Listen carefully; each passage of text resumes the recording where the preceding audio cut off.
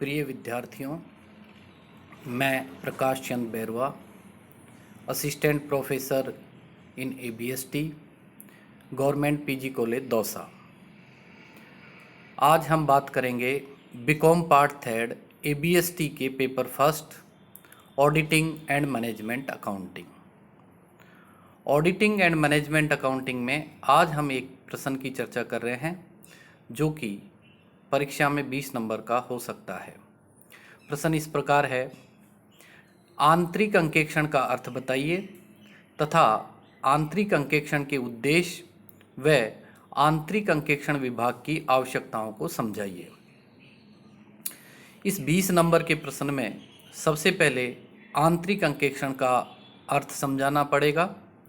उसके बाद आंतरिक अंकेक्षण के क्या क्या उद्देश्य हैं उन्हें विस्तार से बताना पड़ेगा और उसके पश्चात आंतरिक अंकेक्षण विभाग की आवश्यकताओं को समझाना होगा। तो सबसे पहले हम चर्चा करेंगे आंतरिक अंकेक्षण का क्या अर्थ है।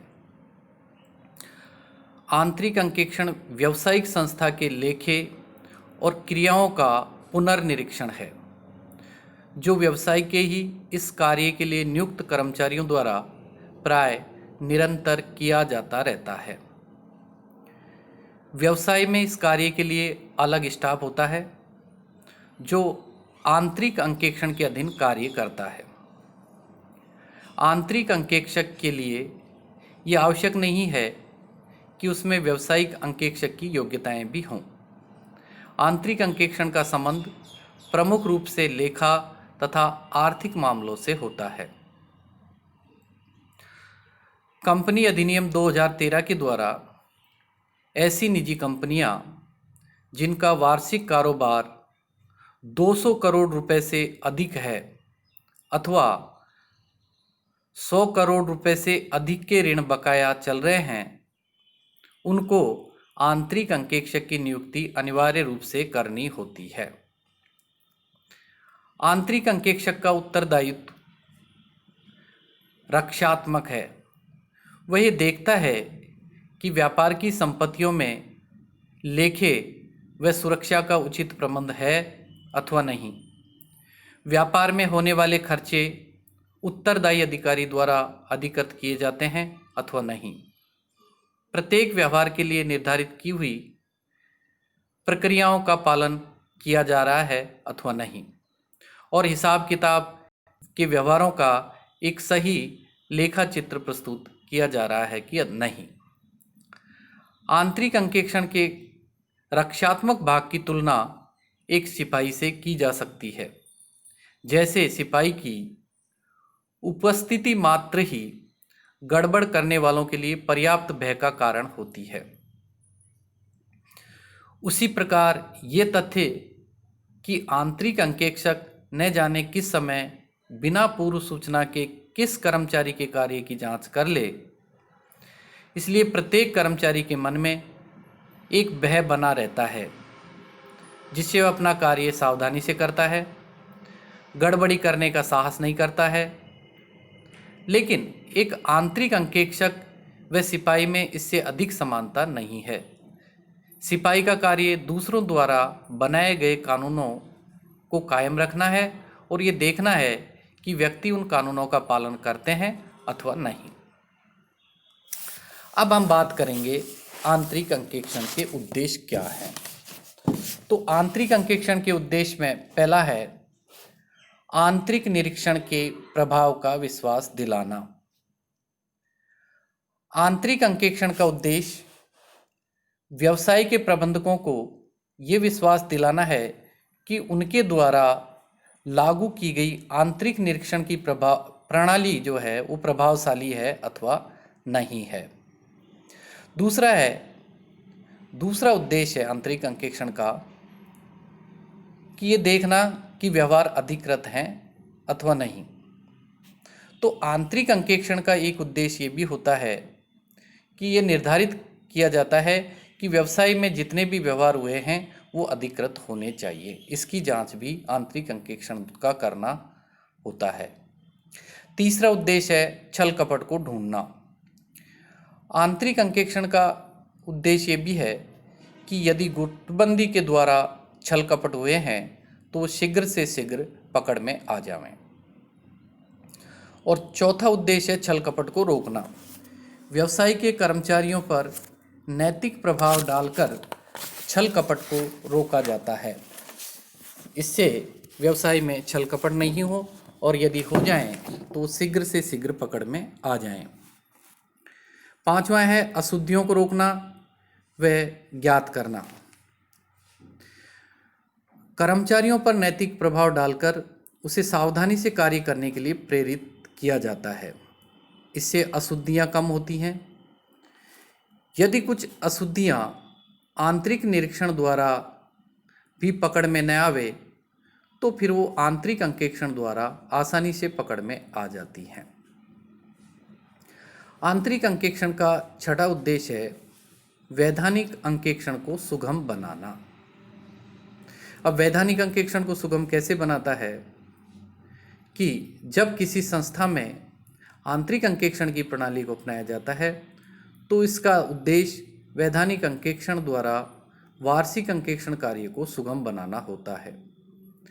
यदि व्यवसाय में आंतरिक निरीक्षण और आंतरिक अंकेक्षण का संतोषप्रद प्रबंध किया हुआ है तो वैधानिक अंकेक्षक शीघ्र और सुगमता से अपना कार्य कर लेता है और अपनी रिपोर्ट भी जल्दी दे देता है, क्योंकि जो संस्था के कार्य किए जा रहे हैं उनकी साथ के साथ ही आंतरिक निरीक्षण और आंतरिक अंकेक्षण के द्वारा जांच की जा रही होती है, जिससे अशुद्धियां, गलती, गबन और छल कपट की संभावनाएं बहुत कम रह जाती हैं। और यदि कोई गलती, गबन या छल कपट होता भी है तो उसे आसानी से पहले ही पकड़ लिया जाता है, जिससे जब बाद में उस संस्थान का वैधानिक अंकेक्षण करवाया जाता है तो उसका कार्य कम भी हो जाता है और सुगम भी हो जाता है। किंतु यहाँ एक बात जो समझने की वो महत्वपूर्ण है कि इन सब से आंतरिक निरीक्षण और आंतरिक अंकेक्षण से वैधानिक अंकेक्षण का कार्य तो सुगम हो जाता है, कम भी हो जाता है, किंतु वैधानिक अंकेक्षक का उत्तरदायित्व तो इससे कम नहीं होता है।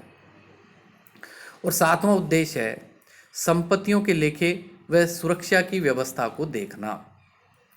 तो आंतरिक अंकेक्षण के द्वारा ये भी देखा जाता है कि संपत्तियों का लेखा ठीक ठीक किया गया है या नहीं, और इस सब प्रकार की यदि कोई क्षतियाँ होती हैं तो उनकी रक्षा के लिए संस्थान में उचित प्रबंध किया गया है अथवा नहीं किया गया है। और आठवां उद्देश्य है प्रक्रियाओं में सुधार। व्यवहारों के लेखे के संबंध में जो प्रक्रियाएं हैं उनकी कमजोरियों को निकालना और फिर उनमें आवश्यक सुधार करना भी आंतरिक अंकेक्षण का एक महत्वपूर्ण उद्देश्य होता है। आंतरिक अंकेक्षण का नौवां उद्देश्य है योजनाबद्धता की जांच। आंतरिक अंकेक्षण द्वारा ये भी देखा जाता है कि व्यवहार में जो योजना बनाई गई थी तथा जो प्रक्रिया नियत की गई थी उन्हीं के अनुसार कार्य हुआ है अथवा नहीं। सामान्यतः पहले किसी भी कार्य के लिए योजना बना ली जाती है कि उस कार्य को किस प्रकार किया जाएगा, और बाद में उस योजना के अनुसार वो कार्य हुआ है अथवा नहीं हुआ है, इसकी भी जांच आंतरिक अंकेक्षण के द्वारा कर ली जाती है। तो ये भी एक आंतरिक अंकेक्षण का एक महत्वपूर्ण उद्देश्य है। आंतरिक अंकेक्षण का 10वां उद्देश्य है पुनर्निरीक्षण करना। कर्मचारियों द्वारा किए गए कार्य का पुनर्निरीक्षण करना इसका उद्देश्य है। आंतरिक अंकेक्षण में और आंतरिक निरीक्षण में इस तरह की व्यवस्था कर दी जाती है कि संस्था के कर्मचारियों द्वारा जो कार्य किया जाता है उसके साथ के साथ ही कार्य होता रहता है और उसकी जांच भी होती रहती है, जिससे यदि कोई गलती, गबन या छल कपट किया जाता है तो साथ के साथ में ही पकड़ में आ जाता है और उसका कोई संचित प्रभाव नहीं होता है और उसको साथ के साथ ही उसमें सुधार कर लिया जाता है। तो ये आंतरिक अंकेक्षण के उद्देश्य थे। अब हम चर्चा करेंगे आंतरिक अंकेक्षण विभाग की आवश्यकताएं क्या क्या हैं। तो आंतरिक अंकेक्षण विभाग को सफलतापूर्वक अपना कार्य करने के लिए उसकी कुछ आवश्यकताएं होती हैं, उनका होना जरूरी होता है, जिनमें से कुछ महत्वपूर्ण है। पहला है पर्याप्त कर्मचारी। आंतरिक अंकेक्षक के पास यदि स्टाफ पर्याप्त नहीं है तो प्रक्रियाओं या व्यवहारों का पुनर्निरीक्षण नहीं कर सकता है। उसे कई व्यक्तियों के कार्य की जांच करनी पड़ती है तथा व्यवसाय के पहलुओं पर भी ध्यान देना पड़ता है। उसे स्टाफ कम मिला तो आंतरिक अंकेक्षण केवल एक दिखावा मात्र ही रह जाएगा। एक कमजोर आंतरिक अंकेक्षण से तो अच्छा है कि आंतरिक अंकेक्षण बिल्कुल ही न हो, क्योंकि इससे अन्य सावधानियां तो बरती जा सकेंगी किंतु जो उद्देश्य हैं वो पूरे नहीं हो सकेंगे। इसलिए आंतरिक अंकेक्षण तभी सफल होगा जब उस संस्थान में आवश्यकता अनुसार स्टाफ पर्याप्त हो। दूसरी आवश्यकता है योग्य कर्मचारी। अब स्टाफ तो पर्याप्त है, पर्याप्त संख्या में कर्मचारी हैं, लेकिन यदि वो उस कार्य के लिए योग्य नहीं है तो उसका कोई महत्व नहीं रह जाता।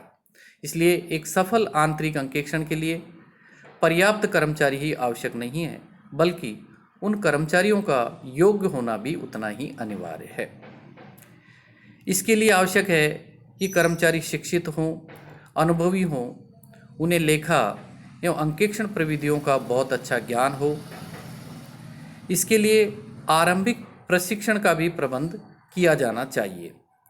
और सबसे महत्वपूर्ण बात यह है कि कर्मचारी जिज्ञासु मस्तिष्क के होने चाहिए, उनमें सीखने की जिज्ञासा होनी चाहिए। उनकी किसी भी समस्या के संबंध में पूछताछ करने की आदत होनी चाहिए। किसी भी विषय पर वे तब तक सूचनाएं एवं स्पष्टीकरण मांगते रहें जब तक कि उन्हें पूर्ण संतोष न हो जाए। और आंतरिक अंकेक्षण विभाग की तीसरी आवश्यकता है पर्याप्त स्वतंत्रता। आंतरिक अंकेक्षण के लिए एक स्वतंत्र वातावरण का मिलना मुश्किल होता है। वह कंपनी का कर्मचारी होता है और उसे अपने कार्य के संबंध में कंपनी के ही किसी अधिकारी को रिपोर्ट देनी होती है। इसलिए वह उतनी स्वतंत्रता पूर्वक अपना कार्य नहीं कर सकता जितना कि एक वैधानिक अंकेक्षक कर सकता है। फिर भी उसे निम्नलिखित बातों की स्वतंत्रता होनी चाहिए। कुछ बातें हैं जिनकी स्वतंत्रता होनी चाहिए, जिनमें पहला है अंकेक्षण कार्य संबंधी स्वतंत्रता। आंतरिक अंकेक्षक को इस बात की पूर्ण स्वतंत्रता होनी चाहिए कि वह स्वयं अपने कार्य की योजना बना सके। उसे प्रमाणन व सत्यापन किस प्रकार करना है तथा अंकेक्षण कार्य की क्या विधियां होंगी, इन सब का निर्धारण करने की उसे पूर्ण स्वतंत्रता होनी चाहिए।